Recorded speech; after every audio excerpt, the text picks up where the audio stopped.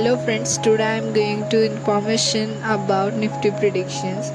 The Nifty on Friday ended 43 points lower to form a long bull candle with an upper shadow on the daily chart.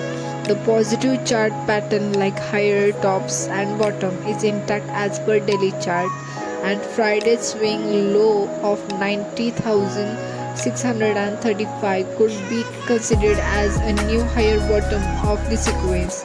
The short-term trend of Nifty continues to be positive.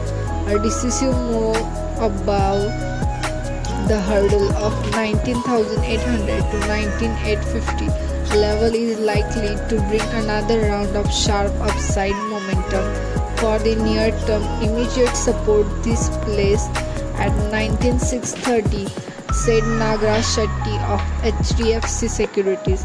The daily and hourly momentum indicators are providing divergent signals, and in such a scenario, a consolidation appears with high probability. Thank you.